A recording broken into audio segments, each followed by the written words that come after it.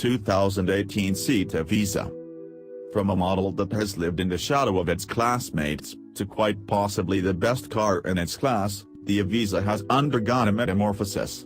As an all-rounder, the supermini is a star player. SE trim comes with all of the equipment you realistically need and can be had on very competitive monthly PCP finance. Sporty FR models are the most visually appealing, while top-spec excellence models add a more premium touch. The interior boasts plenty of space and is a comfy place to spend time, both in town and on the motorway. It's only let down by some poor material choices. Good levels of safety kit and impressive optional active safety technology mean that the Ibiza's 5-star Euro NCAP safety rating comes as no surprise. The turbocharged 1.0 liters do a fine job, too. This car's appeal will be even broader when a more powerful petrol and new diesel engines arrive later this year. Seat isn't playing it safe when it comes to design. The Ibiza is a bold-looking car and borrows from the bigger seat Leon with defined shoulder lines and clean creases. The seat family faces a natural fit, incorporating a trapezoid grille and angular headlights. Proportionally it just looks right: dome bonnet, short overhangs, compact size.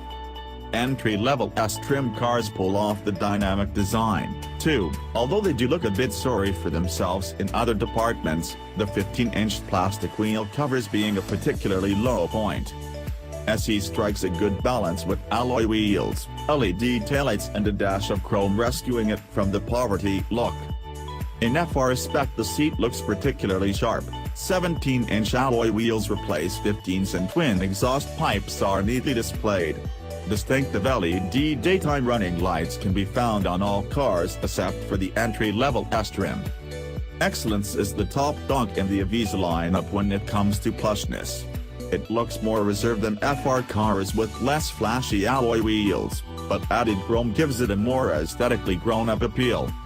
The design revolution is invited inside as the cabin continues the modern theme. A contrasting dashboard element runs across the width, finished in a gloss black on FR cars, and adds to the design. FR models also enjoy a red-stitched sports steering wheel. All cars get a touchscreen which keeps the console free of clutter. Thankfully, the aircon controls are still physical dials, which we prefer to having them in the touchscreen, as virtual controls, like those on the Citroën C3, are difficult to use on the go. What lets the cabin down is a lot of hard, scratchy plastics. Most of the dashboard, door inserts and handles use it, and it cheapens an otherwise well-built and nicely styled cabin, even in the most expensive excellence trim. At least FR trim, with its Alcantara upholstery, contrast stitching and gloss dash inserts has real appeal. Unlike many rivals, every seat Ibiza comes with a touchscreen display as standard. A 5-inch black and white screen is standard on the S, while SE and above get a color 5-inch display, but that can be upgraded to an 8-incher, although FR trim and above gets the 8.0-inch color screen with sat-nav and all the connectivity you could want as standard. That includes Android Auto, Apple CarPlay and mirror screen on FR and excellence trims, but it can also be had as a £150 optional extra on SE and below. The only big disappointment is that DAB isn't standard across the range. You have to pay extra to get it on S and SE, but it is standard on every other trim level. The larger screen makes life easier on the move, but the system itself is generally straightforward to use. A nice touch is the color-coded shortcuts in the corners, which take you to things such as navigation or audio regardless of what menu you are currently in. There are some niggles though. Working out where to type a postcode is like solving the Da Vinci Code.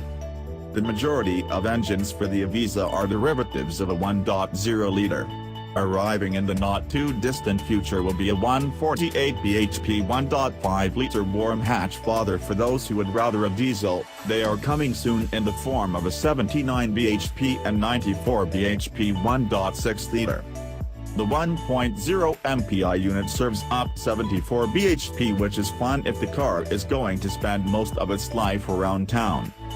From then on, each engine gets a turbo to boost power. The 94 bhp 1.0 TSI engine is the one that does it all. Around town it's punchy enough to take advantage of gaps in the traffic, yet it'll hold its own on the motorway, too. It's quiet on the move, and the 5-speed manual gearbox has a broad set of ratios. This would be our pick of the bunch.